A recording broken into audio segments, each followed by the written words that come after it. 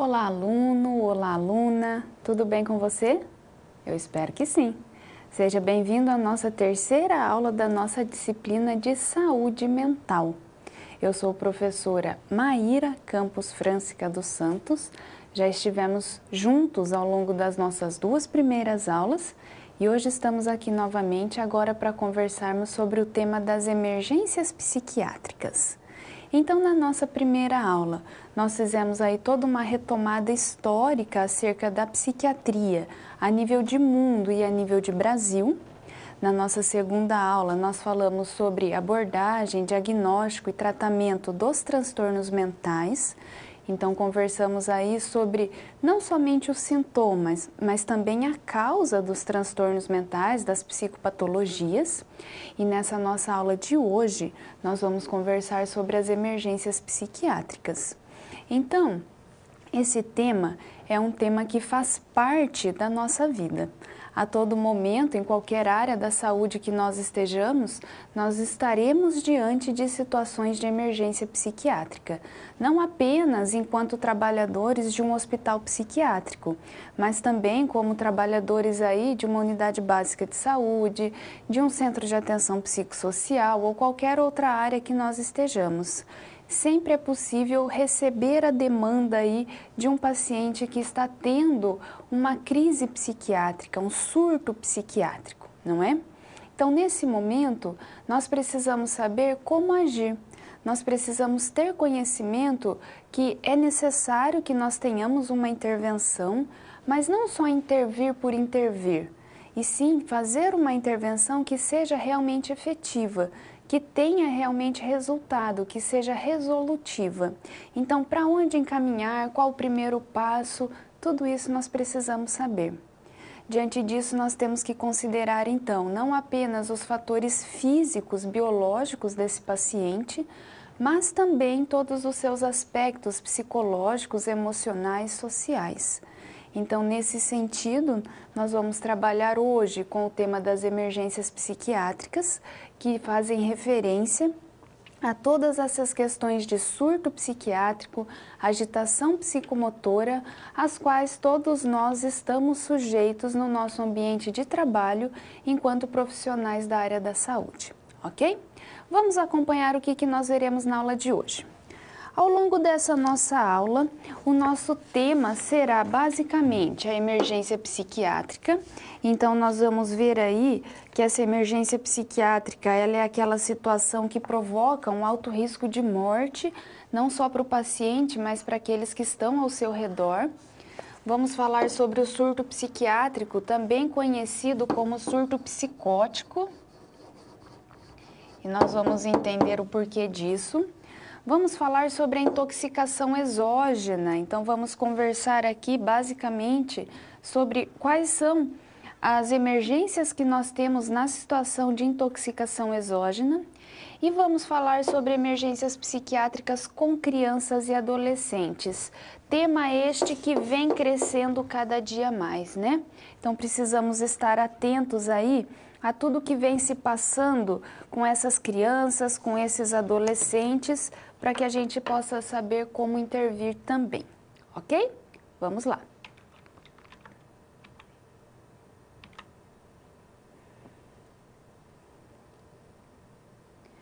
Começamos a nossa aula falando sobre o conceito de emergência psiquiátrica.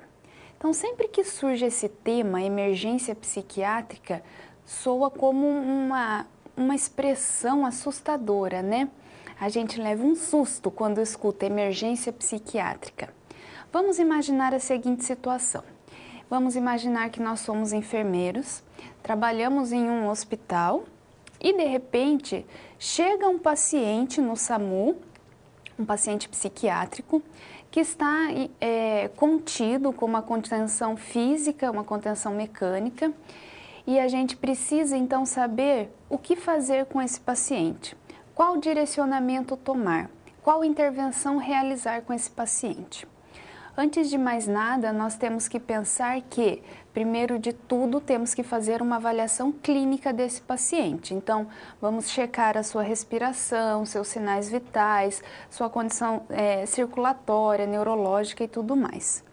Depois de feito isso, nós vamos ver se esse paciente necessita de um suporte básico ou de um suporte avançado, para depois nós sabermos realmente o que está acontecendo com esse paciente, tá? Então, antes de mais nada, é preciso fazer todo esse trabalho para que a gente saiba, então, quais são as reais condições desse paciente. Para a gente poder analisar o que se passou com esse paciente, o que aconteceu com esse paciente, para que ele chegasse a uma situação aí de emergência psiquiátrica, então a gente tem que compreender o que vem a ser uma emergência psiquiátrica. Vamos acompanhar. Quando eu falo de emergência psiquiátrica, eu tenho então uma situação que provoca alto risco de morte ou um dano grave para o paciente ou para terceiros. Quando eu digo terceiros aqui, eu me refiro à família, a pessoas que estão passando na rua, ao próprio profissional da saúde, tá? E por conta disso, desse alto risco de morte, desse dano grave, requer uma intervenção terapêutica imediata. Então, quando a gente fala de emergência psiquiátrica, nós estamos diante de uma situação bastante complexa. Essas situações, elas vão precisar então de uma resposta assertiva, elas vão precisar de uma resposta resolutiva por parte dos profissionais da área da enfermagem, não só pela complexidade aí do caso, mas também pelo alto risco que ele vem proporcionar tanto para esse paciente quanto para aqueles que estão ao seu redor. Então, é necessário que a gente tenha uma intervenção imediata naquele caso, mas não só uma intervenção por intervir, uma intervenção realmente resolutiva.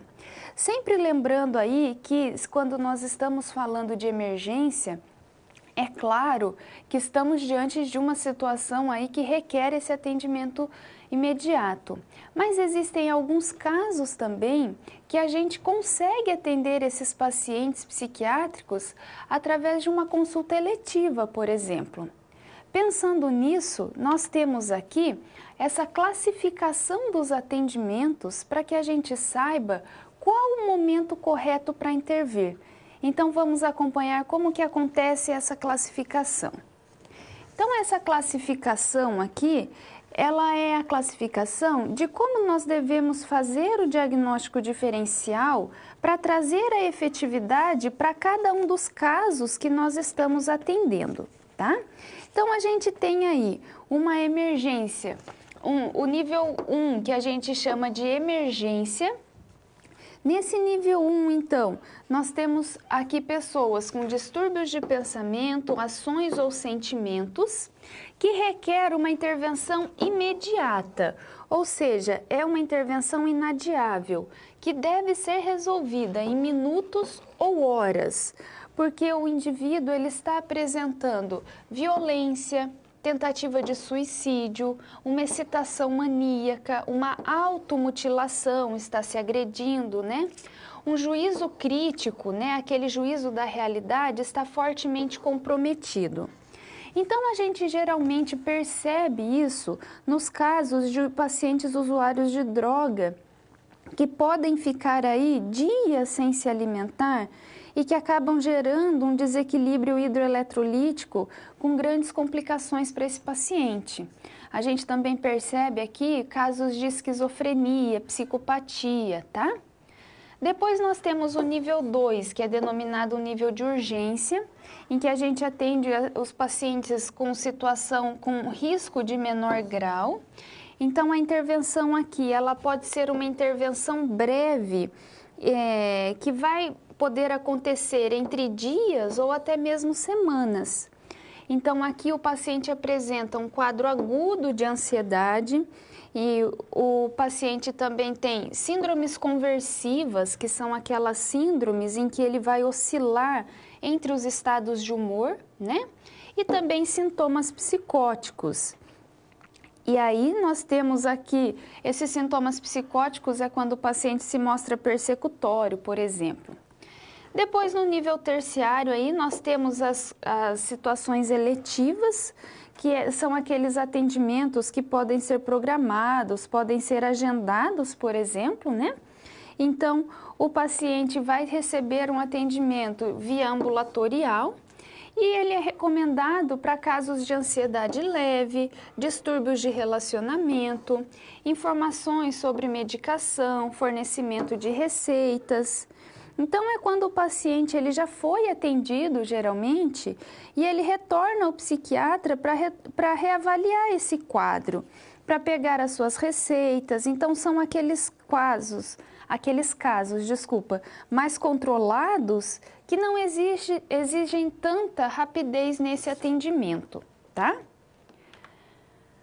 Mesmo quando a gente fala em situação de urgência, nós ainda podemos reclassificar esses níveis de atendimento de acordo com a sua prioridade. Então, quando eu falo agora de urgência, situações de urgência, eu tenho aqui esse termo urgência, ele vai fazer referência aos casos agudos. Então, são aqueles casos agudos que precisam, então, de cuidados. Esses níveis, eles são definidos depois que a gente faz uma avaliação do caso, do tempo do início da intervenção, dos recursos necessários para o tratamento e também do valor social que está envolvido no caso. Então, eu tenho aqui o nível 1, que é chamado de prioridade absoluta, que envolve o risco imediato de vida e ou a existência de risco de perda funcional grave, imediata ou secundária. Então, aqui o paciente pode se colocar em risco que pode afetar a sua mobilidade, por exemplo. No nível 2, nós temos uma prioridade moderada, que tem a necessidade de atendimento médico dentro de poucas horas, não necessariamente aquele atendimento imediato. Eu tenho o nível 3, que é uma prioridade baixa, que tem a necessidade de avaliação médica dentro de algumas horas, porém sem risco às funções vitais ou à vida do próprio paciente. E eu tenho o nível 4, que é de prioridade mínima, que são as orientações sobre o uso do medicamento, os conselhos via telefone, os cuidados gerais, os encaminhamentos. Então, quando a gente está falando aqui de uma urgência psiquiátrica, nós estamos nos referindo a uma situação de crise. Quando eu me refiro a uma situação de crise, eu estou dizendo que precisa de uma ação, eu preciso intervir. Mas até que eu saiba se essa intervenção deve ser imediata ou se essa intervenção pode esperar algum momento, eu preciso avaliar esse paciente. Tá? Mas sempre que surge uma situação de emergência psiquiátrica, eu preciso estar atento, porque eu tenho que lembrar sempre do risco de autoagressão ou de heteroagressão. Então, esse paciente ele pode se agredir ou ele pode agredir o outro. Então, é necessário aí uma intervenção sempre o mais breve possível para que a gente controle esses episódios de crise. E eu pergunto, o que são os episódios de crise? Vamos observar. Nós temos aqui os episódios de crise, que são situações com sofrimento psíquico grave, complicado ou não por comorbidades clínicas, que apresentam 3 ou mais das características a seguir. Quando eu falo dessas comorbidades clínicas aqui, vamos imaginar, por exemplo, o paciente que tem uma esquizofrenia e que tem diabetes. Então, na esquizofrenia, ele tem esse seu senso de realidade prejudicado, podendo muitas vezes não utilizar a insulina para combater a sua diabetes, porque ele pode de repente estar passando por um delírio, por uma síndrome persecutória, ele vai achar então que essa insulina vai levar ele a óbito, então ele não usa e ele se defende dessa ameaça. Então, isso só para a gente compreender que é possível sim que várias patologias elas aconteçam juntas. Então, é o que nós chamamos de comorbidades clínicas, tá? Mas para a gente entender se o paciente está em um episódio de crise, ele deve apresentar 3 ou mais dos seguintes sintomas. Uma grave sintomatologia psiquiátrica aguda, um delírio, alucinação, algo nesse sentido. Grave ruptura de relações familiares e ou sociais, recusa das intervenções, mas aceita o contato com a equipe, recusa de qualquer forma de contato com as demais pessoas e situações emergenciais no contexto social ou a impossibilidade de enfrentamento. Então, se o paciente apresenta 3 ou mais desses sintomas, dessas características, já posso considerá-lo como sendo um paciente em crise psiquiátrica. Então, precisamos iniciar as ações de acordo com o nível de urgência que o paciente for classificado. Importante que essa crise pode ser tratada de maneira ambulatorial ou nos leitos psiquiátricos. Mas para isso, nós precisamos avaliar qual é a dimensão dessa crise para que a gente possa realizar aí uma intervenção efetiva. Então, eu preciso também saber diferenciar um episódio de crise de um episódio de agitação psicomotora. Na agitação psicomotora, nós temos uma emergência psiquiátrica que vai requerer um atendimento para um comportamento agressivo, que causa danos físicos e ou morais ao paciente ou às pessoas que estão ao seu redor, porque não existe a autocrítica, não existe aí a consciência sobre o seu estado. Então, nós temos aqui como características a inquietação e atividade motora intensificada, o aumento da excitabilidade psíquica, respostas fortes ou exageradas aos estímulos, irritabilidade, resposta verbal aumentada, inadequada, repetitiva. Então, é aquele caso que a gente diz que uma pequena faísca pode provocar um grande incêndio. Qualquer tipo de estímulo aqui pode causar uma reação muito exacerbada nesse paciente. Diante disso, essa agitação psicomotora, ela também vai ser classificada em vários subtipos que estão relacionados geralmente a alguns acometimentos aí. Então, nós temos aqui um subtipo de agitação psicomotora maníaca, que é aquela secundária ao taquipsiquismo. Esse taquipsiquismo que é aquele pensamento acelerado, né? Então, o indivíduo fica logorreico, ou seja, ele fala muito, frases sem sentidos, fica inquieto, com ideias de grandeza, com desinibição social. Depois eu tenho a agitação psicomotora paranoide, que é secundária aos delírios e às alucinações, que o paciente fica desconfiado, hipervigilante, agressivo, hostil, pronto para se defender de qualquer ameaça. Tenho a agitação catatônica, que é aquela agitação impulsiva, intensa, com movimentos repetitivos, repentinos e explosões agressivas. Eu tenho a agitação provocada pelo delírio, que tem uma origem orgânica, gerando agitação, irritabilidade, desorientando no tempo e no espaço, com fluxo contínuo de pensamento. E eu tenho a agitação da demência, que é secundária aí ao quadro demencial, causa uma obnubilação, que é a alteração da consciência, que pode preceder aí uma perda de consciência, e a piora das capacidades cognitivas. Tenho ainda a agitação oligofrênica, que é aquela dificuldade em compreender o ambiente que leva o paciente a se constranger e a se desesperar, entrando num estado de agitação hétero ou autoagressivo. Depois eu tenho a explosiva, que está associada aos transtornos de personalidade, então o paciente reage a frustrações de maneira agressiva, explosiva, se acalmando só quando as suas necessidades são atendidas. Eu tenho uma agitação histérica, que é uma agitação mais teatral, escandalosa.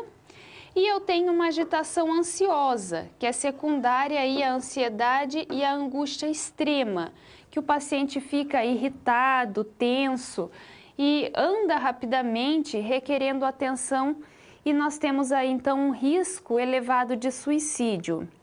Portanto, precisamos estar atentos a todos esses casos para que a gente saiba diferenciar uma situação da outra.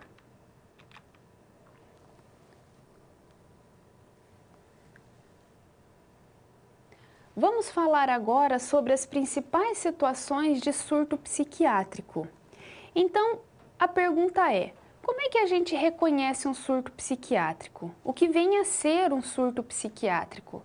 Quando que uma pessoa entra em surto psiquiátrico?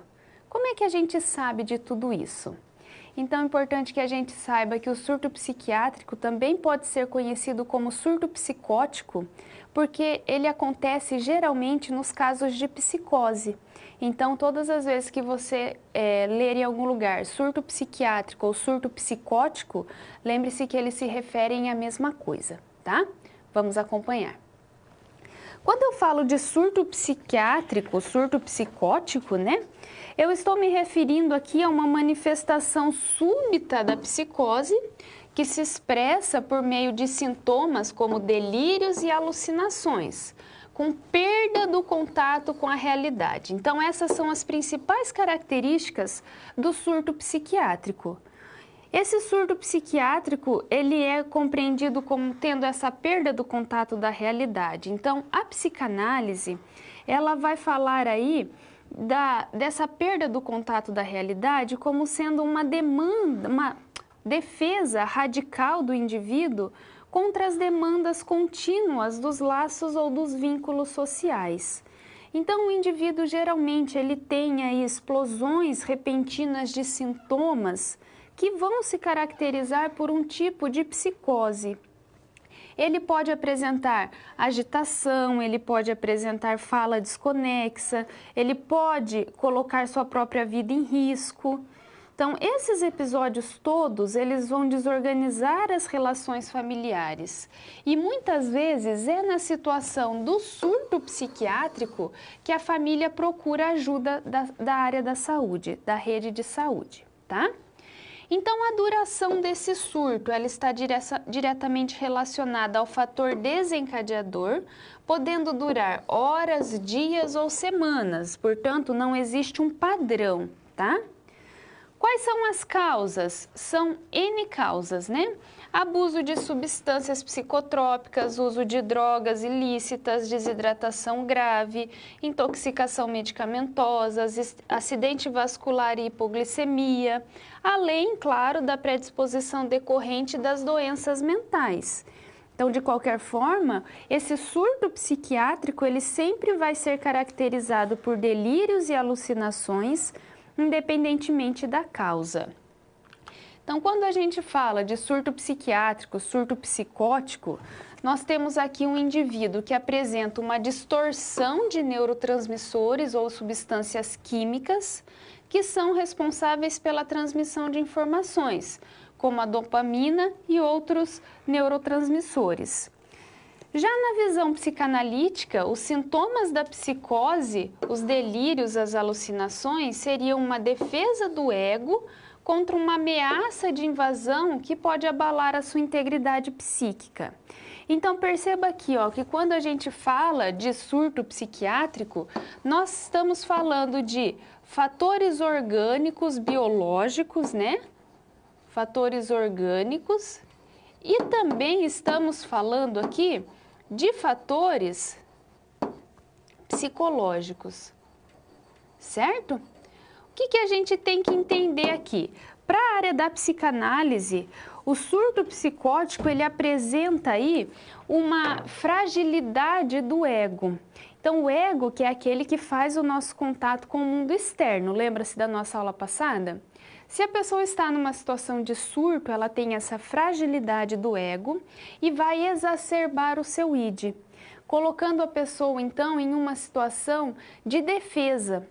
A pessoa está se defendendo, então muitas vezes ela fica agressiva, ela fica hostil na tentativa de se defender de algo externo, porque ela perdeu aquele bloqueio do ego, né, no caso, que vai defendê-la. Então ela acaba sendo hostil, agressiva, como uma forma de defesa.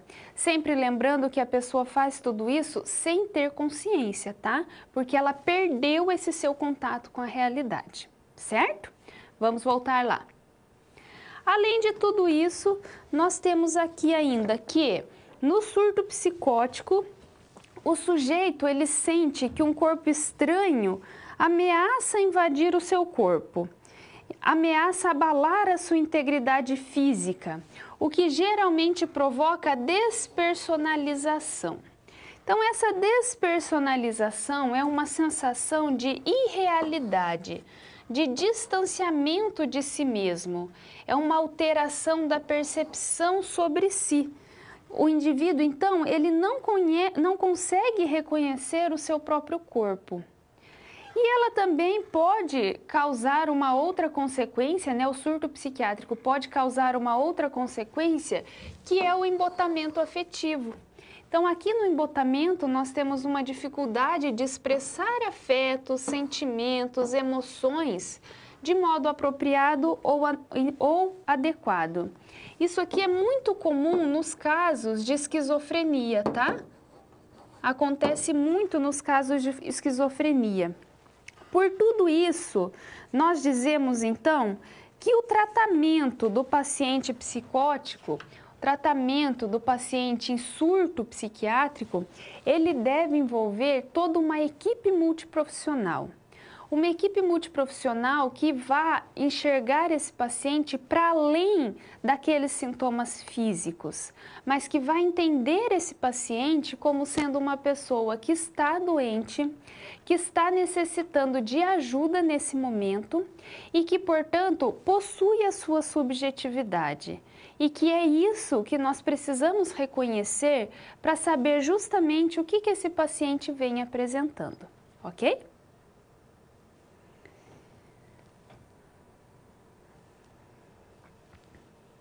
E como deve ser, então, a assistência de enfermagem no surto psicótico, no surto psiquiátrico? Como é que a equipe de enfermagem pode auxiliar nesses casos? A partir de agora, nós vamos conversar sobre esse tema. Vamos acompanhar.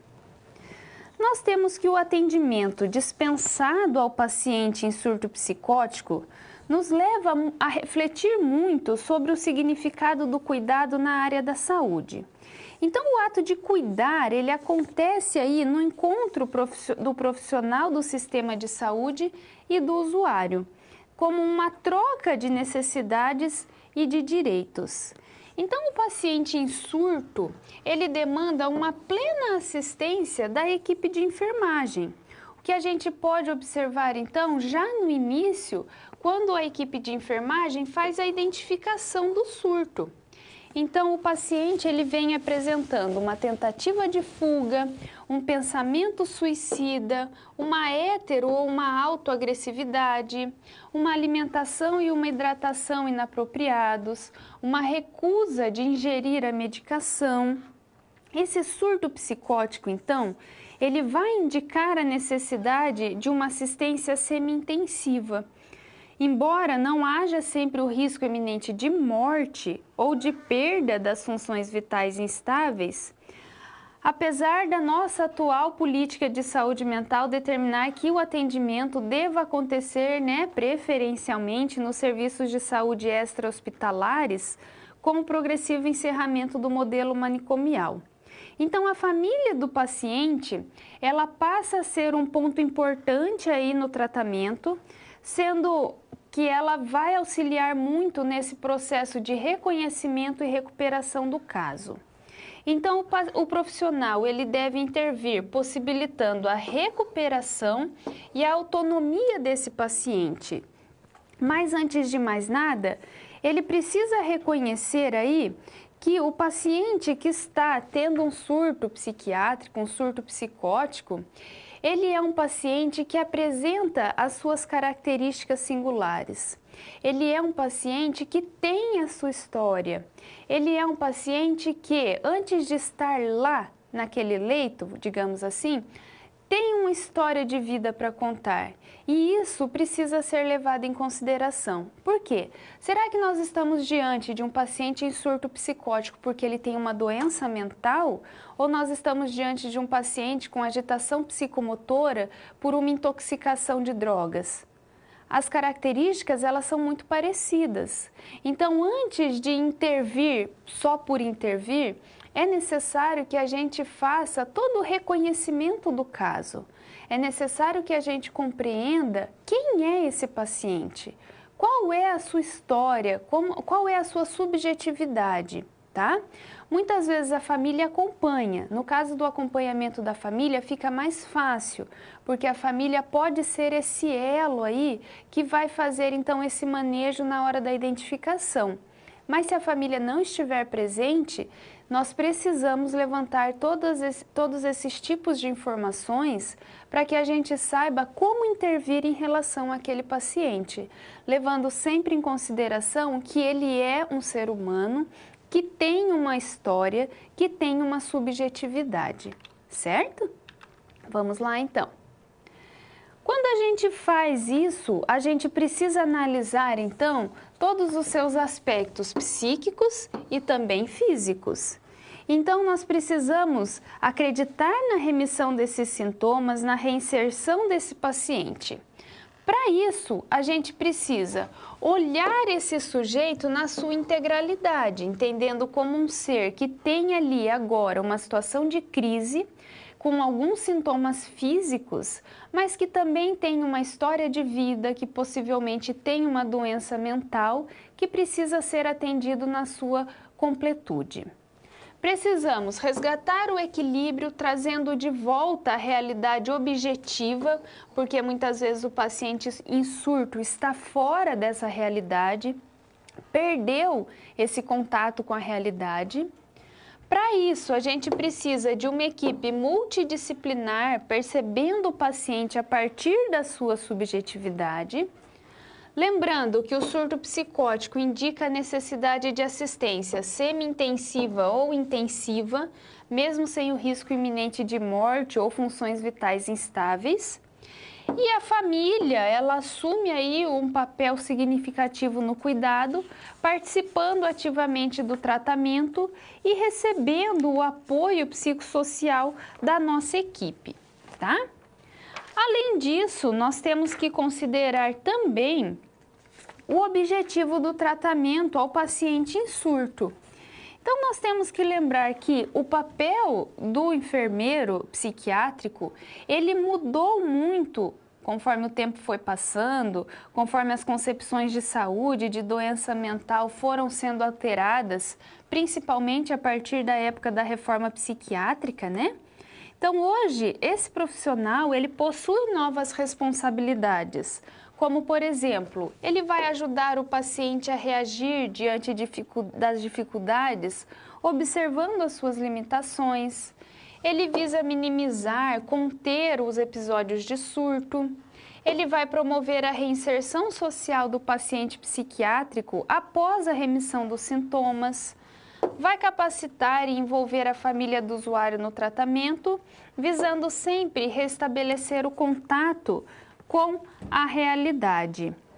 Então, todo esse conjunto de intervenções aí que nós temos, ele vai fazer com que esse profissional de enfermagem atue diretamente com esse paciente. Muitas vezes pode ser necessário o uso de medicamentos como os estabilizadores de humor, normalmente aqui nos casos de mania, né, nos casos de transtorno de humor bipolar. Pode ser usado também os antipsicóticos, né, principalmente aqui nos casos de esquizofrenia, tá? Então vai depender do quadro. Lembrando que a medicação só surtirá efeito quando associada ao tratamento psicoterápico, à prática de atividade física e ao acompanhamento de grupos de apoio. Então, esse conjunto de intervenções busca promover a reinserção do sujeito na sociedade quanto no ambiente familiar. Sempre lembrando que o nosso modelo de saúde mental hoje prega esse atendimento, esse acolhimento em meio aberto. E temos que lembrar que o papel da enfermagem psiquiátrica, ele visa desenvolver aí atividades de ensino, coordenação, delegação e colaboração, sendo então necessário o domínio de 3 habilidades: os cuidados diretos, o manejo e a comunicação. Então, muitas vezes, nós utilizamos apenas os cuidados diretos, né? Muitas vezes os cuidados diretos, eles vêm em primeiro lugar e a gente acaba se esquecendo do manejo e da comunicação, porque justamente são atividades que demandam muito tempo por parte do profissional de enfermagem. Mas essa abordagem atual aí da área da psiquiatria, ela implica então um envolvimento pessoal, um envolvimento interpessoal, de modo que a gente possa desenvolver uma assistência holística, uma assistência biopsicossocial para com esse paciente. Então, em relação ao diagnóstico, né, essa equipe de enfermagem, ela vai sempre ter que ter em mente a necessidade de fazer aquela entrevista inicial com o paciente, sempre tentando coletar o máximo de informações possíveis, tentando resgatar aí todo o histórico de vida desse paciente, para que a gente possa ter um diagnóstico mais fidedigno, investir no tratamento e numa possível recuperação desse paciente, certo?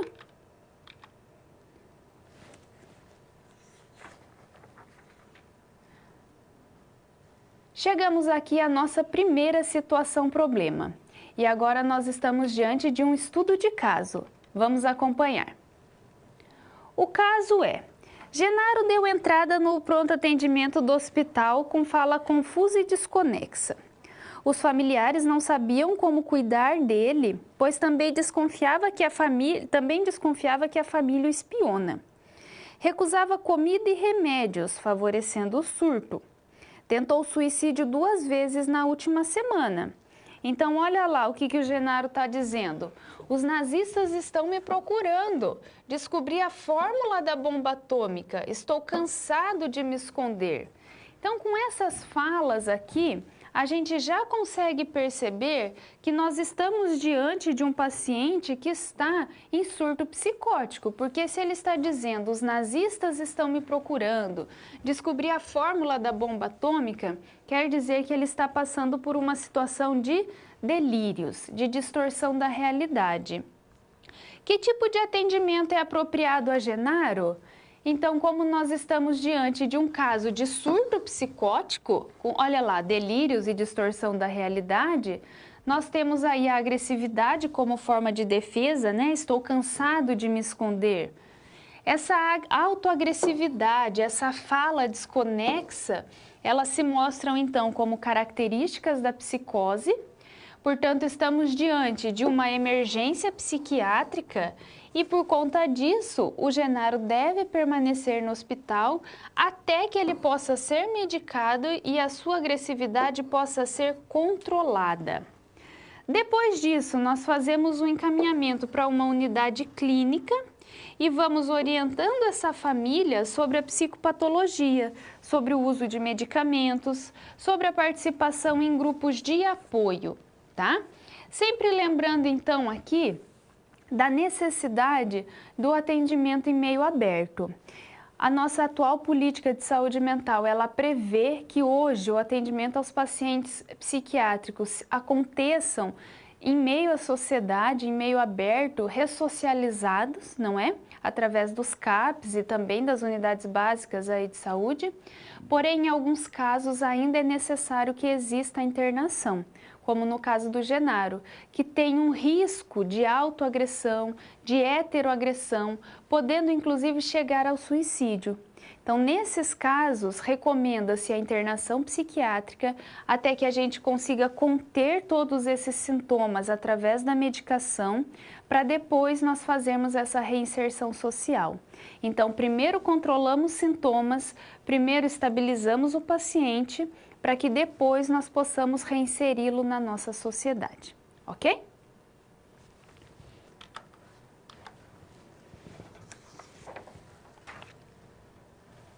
Chegamos ao nosso momento de perguntas e eu fico aguardando você me encaminhar as suas dúvidas, os seus questionamentos.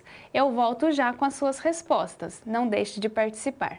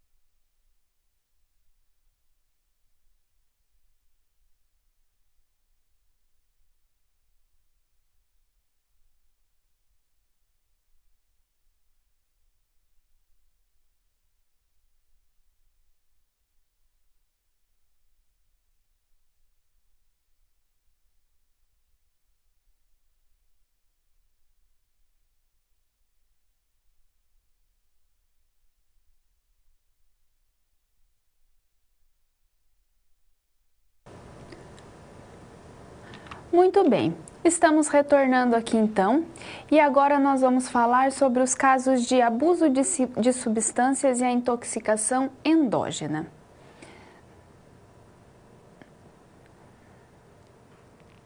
Vamos conversar então de que maneira acontecem esses casos de intoxicação.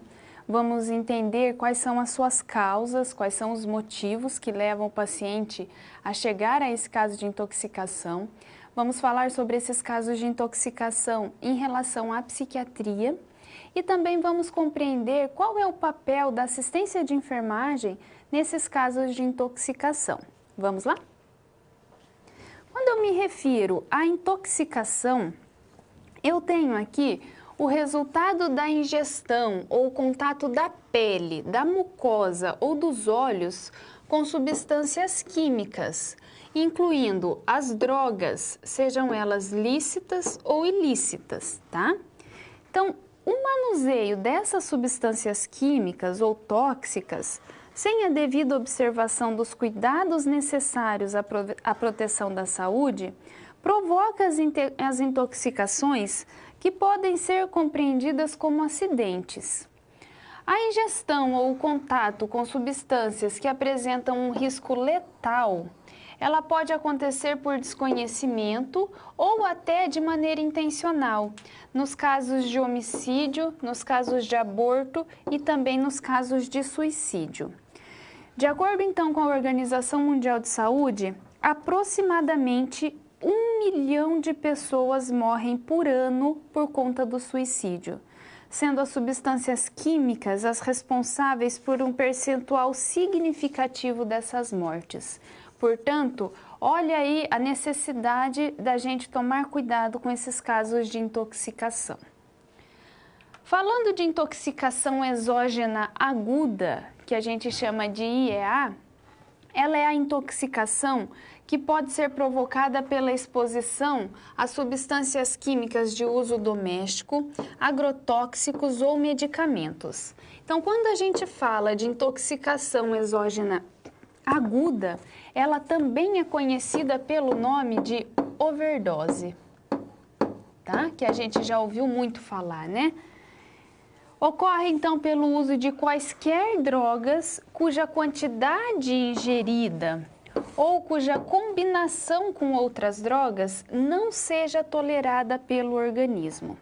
Então, a intoxicação aqui com o uso de agrotóxicos, medicamentos, ela se relaciona também à área de saúde mental quando nós estamos diante de casos de uso de drogas ilícitas e drogas lícitas, como por exemplo o álcool, ou também pela ingestão de remédios. E também aquelas, na maioria das vezes, né, essa ingestão de remédios, ela acontece em decorrência da tentativa de suicídio. Tudo isso normalmente está associado a quadros psiquiátricos nesse paciente. Então, quando eu falo de tentativa de suicídio, estou me referindo a qualquer ação autodirigida que vai levar à morte se ela não for interrompida. Então, nos casos de tentativas de suicídio, geralmente acontece aí em pessoas que sofreram doença clínica e que são acometidas por transtornos psiquiátricos, como por exemplo, depressão, agitação motora e delírio. Os fatores de risco para essas tentativas de suicídio podem ser os mais diversos também, como dependência de drogas, ausência do apoio social, histórico de suicídio na família, inclinação suicida, experiência com eventos estressantes, pobreza, desemprego, entre tantas outras. Cada pessoa tem um motivo para poder tentar o suicídio. O que é importante a gente lembrar aqui? Que as tentativas de suicídio por meio dos agrotóxicos e por meio aí dos medicamentos, elas são responsáveis pela maior gravidade entre os diversos tipos de intoxicação.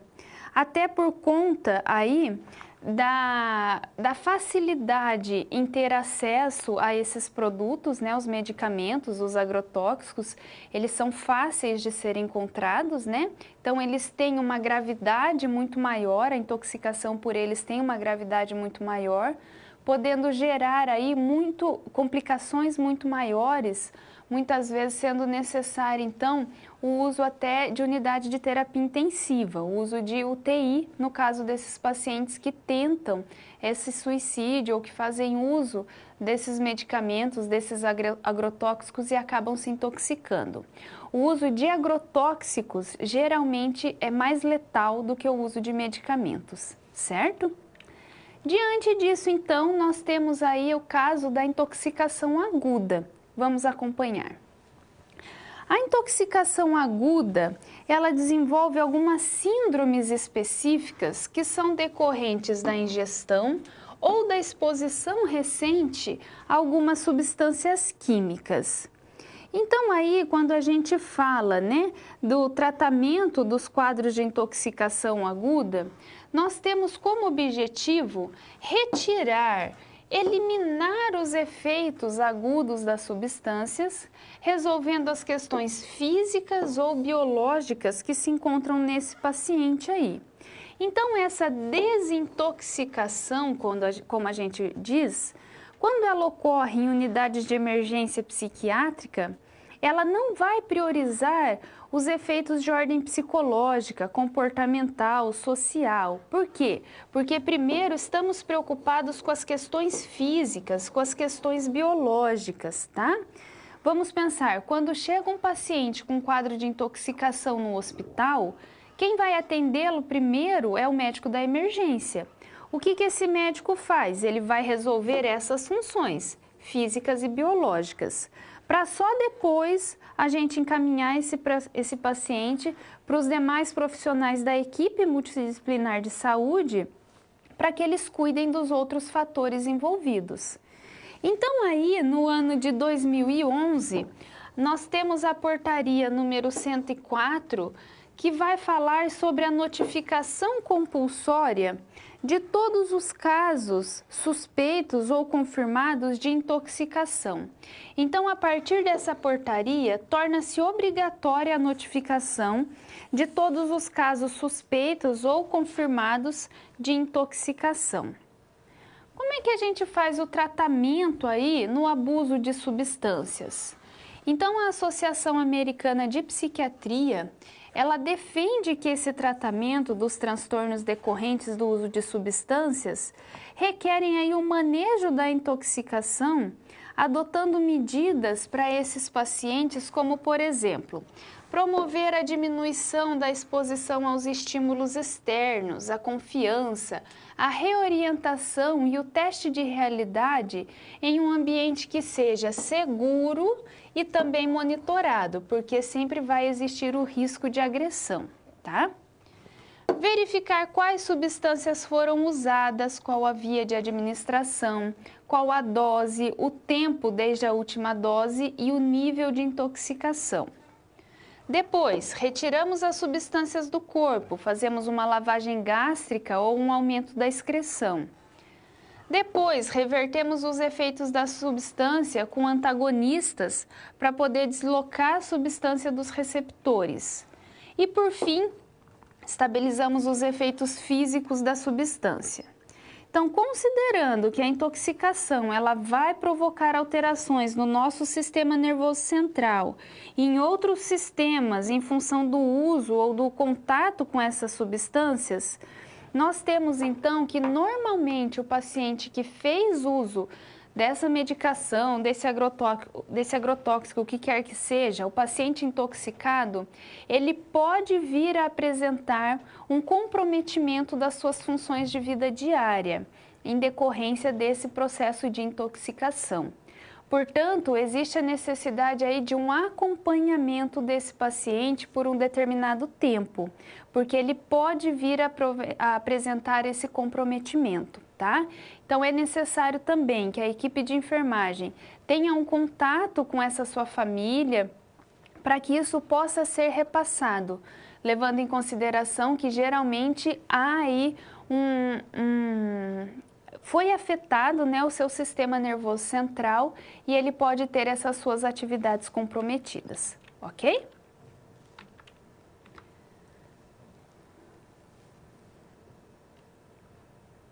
Qual o papel da assistência de enfermagem perante a intoxicação? Nós já vimos aqui que a equipe de enfermagem ela é a responsável sempre por acolher esse paciente. No caso aqui da intoxicação, não é diferente. Então, a equipe de enfermagem é aquela que fica responsável por essa acolhida e também por pensar aí na melhor estratégia, no melhor manuseio com esse paciente. Vamos acompanhar então. Eu tenho aqui que todo paciente que chega com suspeita de intoxicação exógena, ele vai ser avaliado por uma equipe de profissionais preparados para esse atendimento clínico. Posteriormente, a equipe da psiquiatria, ela vai vir fazer essa avaliação. E essa avaliação nós temos que lembrar que deve ser sempre acompanhada aí da família.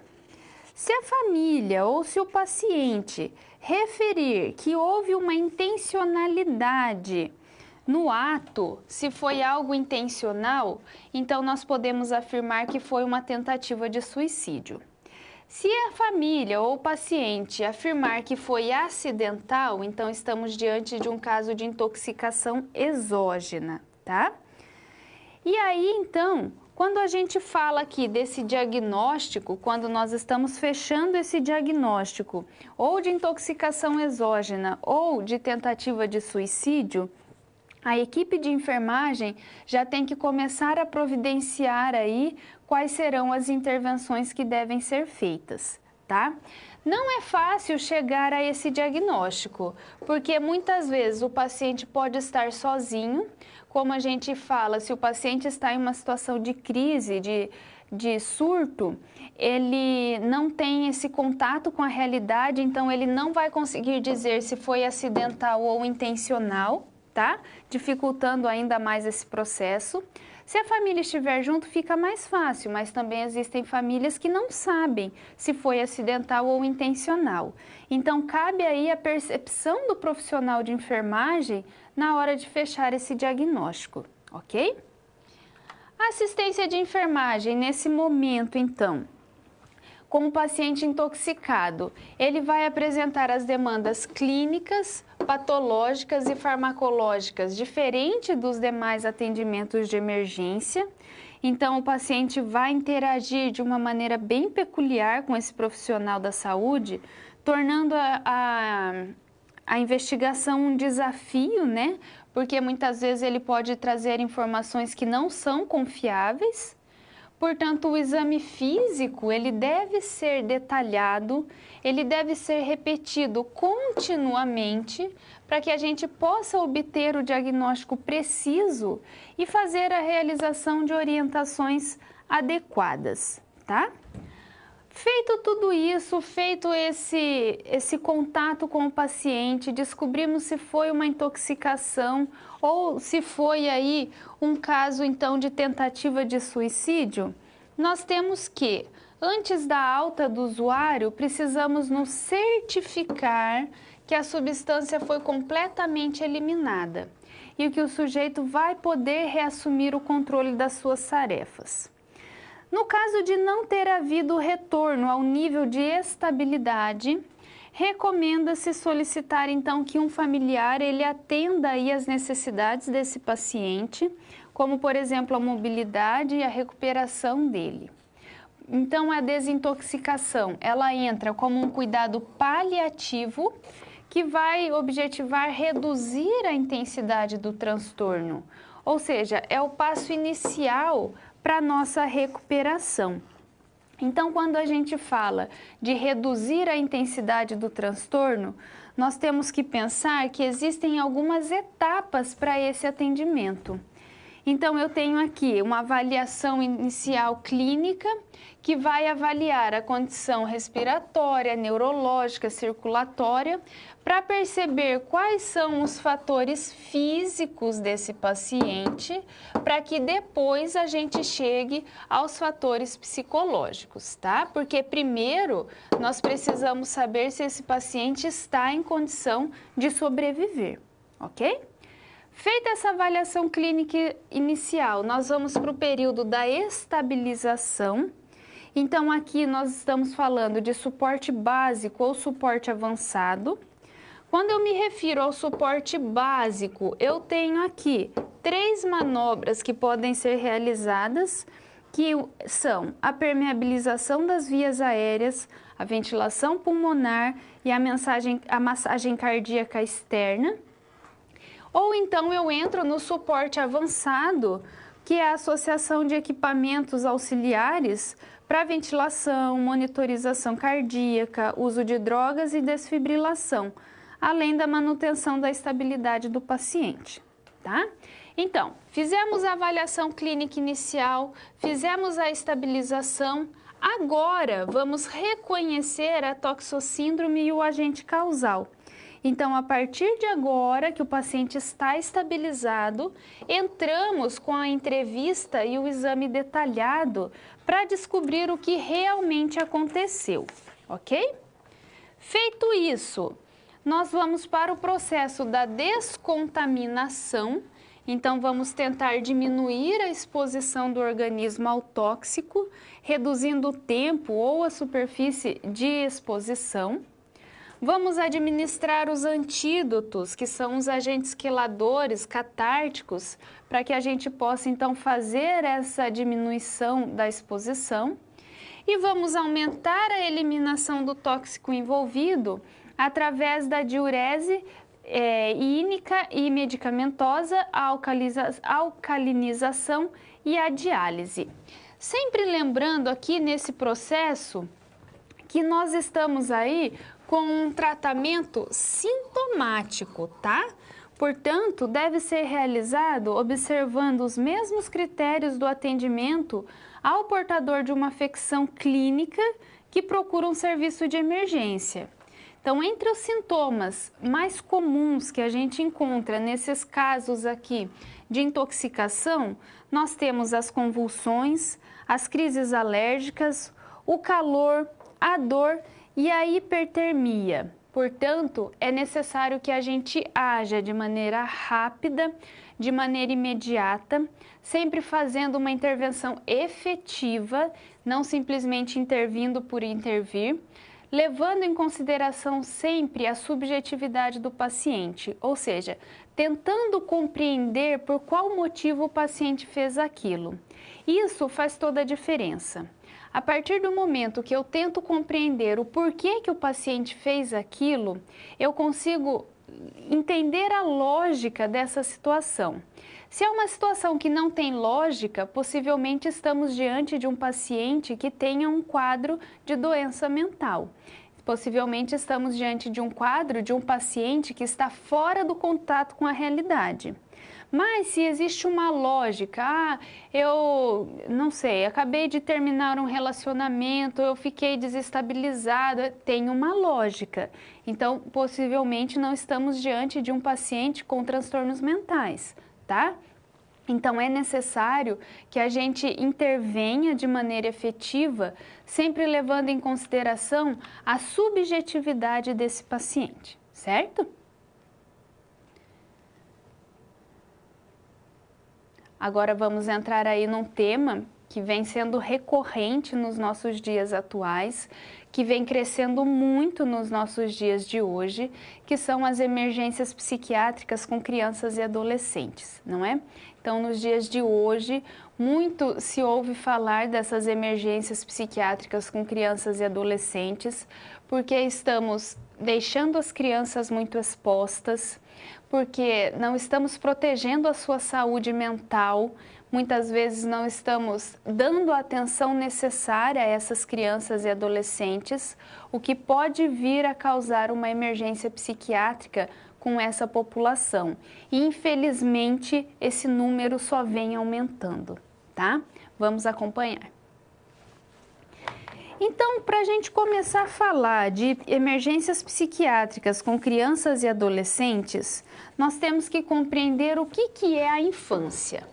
A infância nada mais é do que uma fase em que acontecem as experiências fundamentais para a construção da nossa personalidade.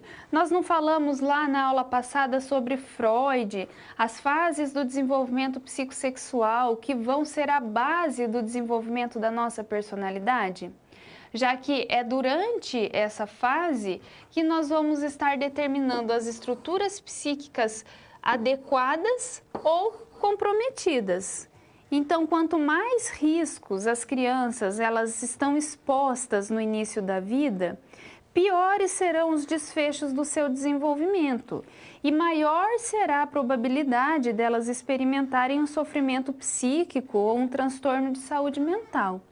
Ao contrário, quanto mais oportunidades a gente proporcionar na infância e na adolescência de que elas tenham fatores positivos como protetores e que vão superar os fatores de risco negativo, mais provável que elas mantenham a saúde mental e o bem-estar na vida adulta, tá?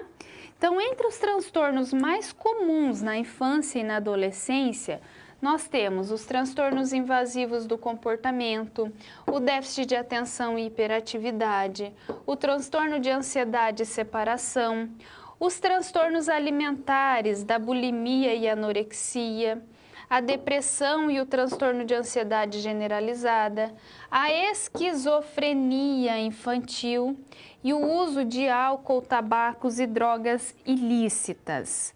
Então, o comportamento agressivo, aqui na fase da infância e adolescência, ele entra como a principal causa dos atendimentos de emergência, tá? Falando então da psicose infantil, nós temos que ela pode ser entendida como sendo o fracasso do processo de subjetivação, que leva a criança a desenvolver uma personalidade psicótica, já que compromete o seu contato com a realidade e perturbou a sua capacidade de diferenciar o eu do outro. Então, nós temos que lembrar que a psicose, ela nada mais é do que aquela falha no nosso ego que faz, então, com que o nosso id, ele seja exacerbado, não é? Então, nós temos aí uma falha no nosso ego, um comprometimento que vai gerar uma quebra desse contato com a realidade, uma vez que o id é aquela área, aquela instância que está regido pelo princípio do prazer, tá? Também vale destacar aqui que raramente as psicoses elas se manifestam antes da adolescência. Normalmente, nós temos aí os primeiros episódios acontecendo na fase da adolescência, ok? Além disso, nós temos ainda que a adolescência, ela é um período de mudanças físicas, psíquicas, sociais, portanto, suscetível à instalação dos transtornos mentais graves, principalmente porque aqui nós temos a ação hormonal, não é? Nós temos a ação hormonal aqui, que muitas vezes faz com que esse indivíduo ele fique deslocado, faz com que esse indivíduo não se reconheça, né? Então, como os principais sintomas nas fases iniciais, nós temos um declínio funcional e as alucinações, que quando se manifestam de maneira precoce, estão relacionadas ao risco de perturbações próprias da esquizofrenia na vida adulta, por isso há necessidade de tratamento aqui na infância e adolescência. Além disso, nós também temos as emergências psiquiátricas, que causam a alteração do funcionamento do sistema nervoso central, geralmente acontecendo aí após experiências traumáticas ou agressão física, necessitando então de intervenção imediata, tá? Nesses casos, apresentamos como sintomas iniciais a ansiedade, a insônia, a dificuldade de concentração e atenção, o isolamento social. Então, nós temos aqui o período da intervenção, que é o período que nós denominamos aqui de pródromo. O pródromo nada mais é do que o período entre o surgimento desses sintomas e o primeiro episódio psicótico, que geralmente dura aí de 2 a 4 anos. Então é necessário que a gente identifique esse pródromo para que nós façamos uma intervenção precoce. Quanto mais precocemente a gente intervir, melhor o nosso prognóstico. Mas, muitas vezes, o que acontece? Nós temos aí uma resistência muito grande em abordar o tema da psicose infantil, abordar o tema das emergências psiquiátricas infantis. Além disso, ainda hoje na nossa sociedade existe um estigma muito grande com os pacientes psiquiátricos, principalmente as crianças, os adolescentes. Então, tudo isso prejudica a identificação precoce, tudo isso prejudica a intervenção precoce. Mas a gente precisa lembrar que, quanto antes intervirmos, melhor o nosso prognóstico. Então, é necessário que a gente reconheça o quanto antes esses casos, é necessário que nós saibamos como intervir nesses casos, para que esses pacientes não cheguem ao extremo de ter uma perda total do contato com a realidade, para que eles não se tornem pacientes autoagressivos, heteroagressivos, tá? Então, é necessário conversarmos sobre esse tema, porque é um tema aí que está presente na nossa realidade cada dia mais, cada vez mais, e que não tem tido tanto destaque assim nos nossos meios, certo?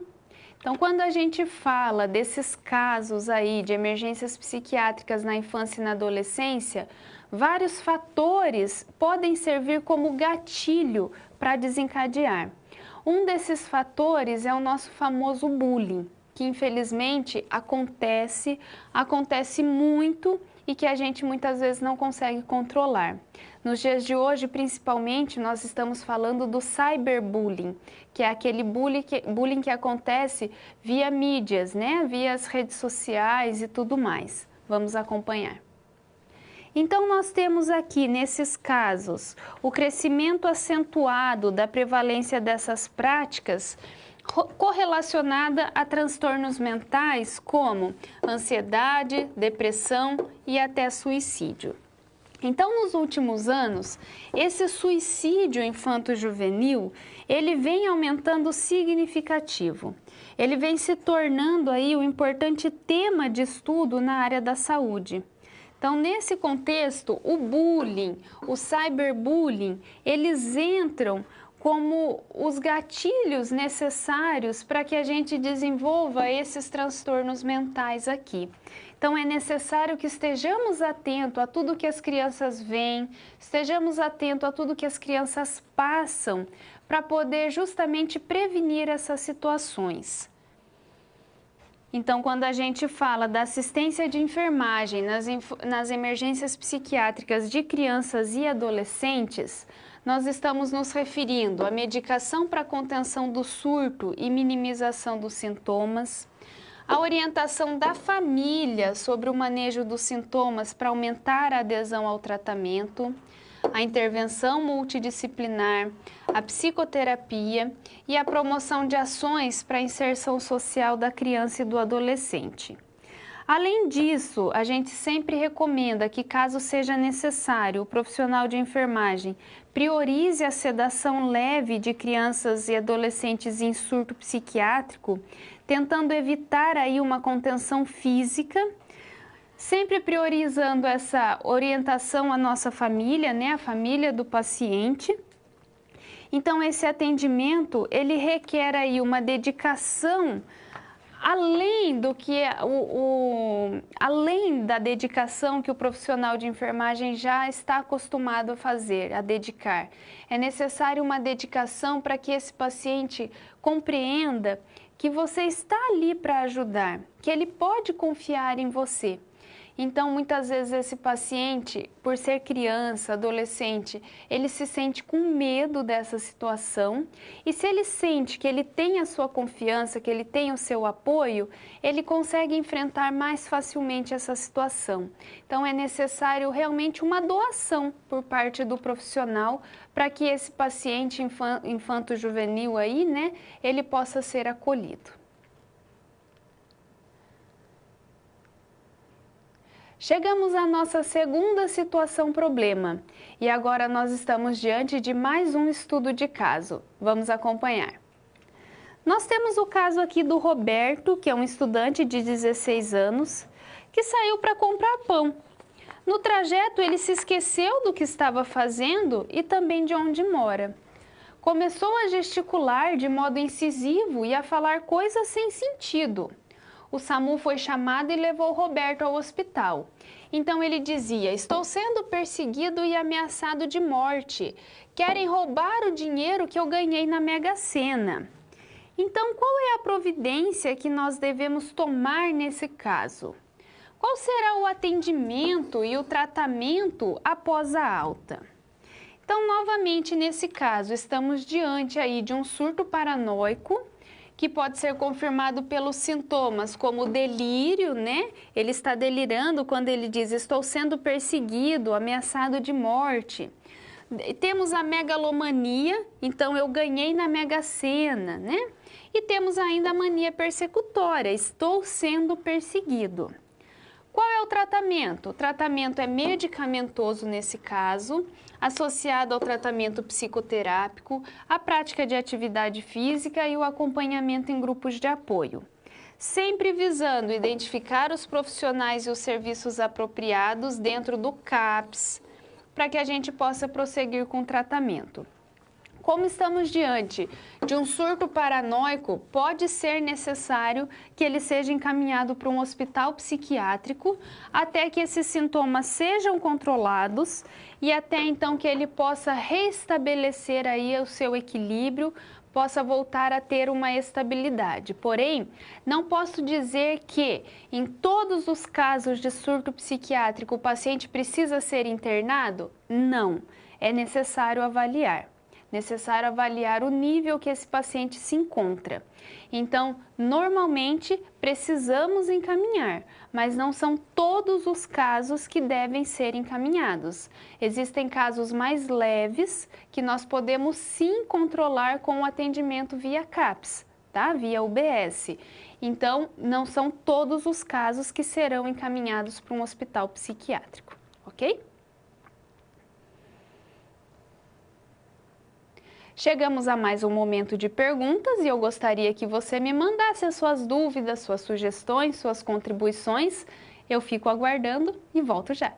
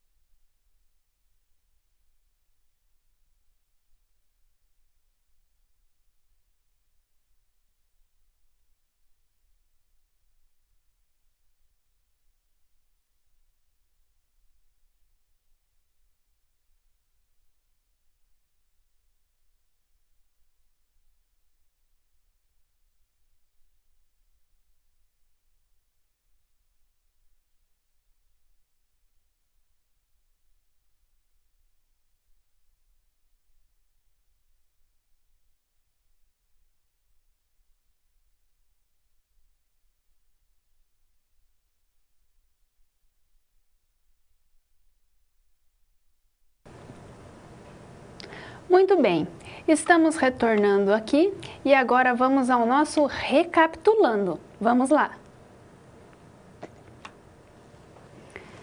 Ao longo dessa nossa aula de hoje, então, nós falamos aí sobre os mais diversos assuntos, não é?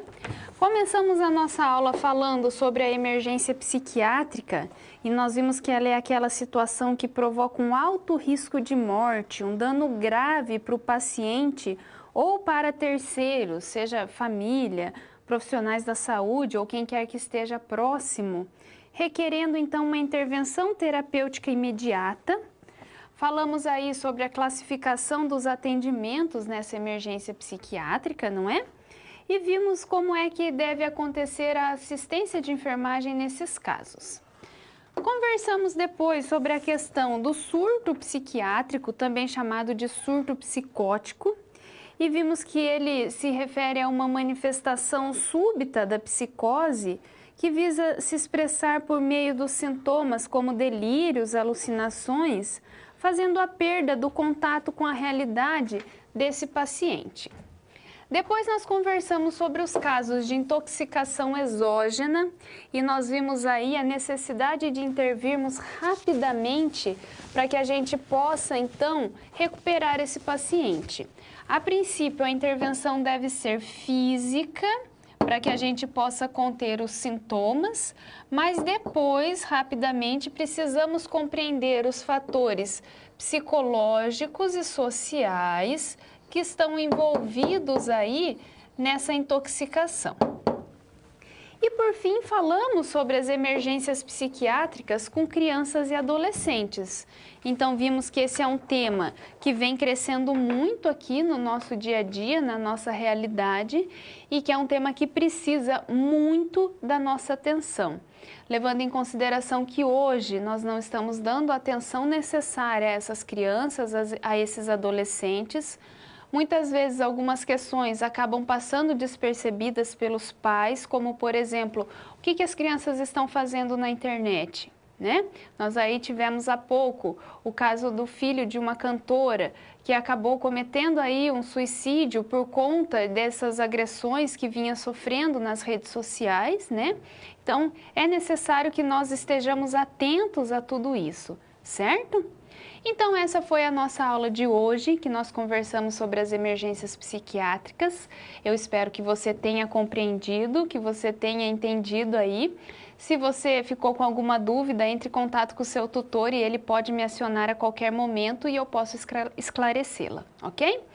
Vou ficando por aqui, até a nossa próxima aula. Um forte abraço. Tchau, tchau!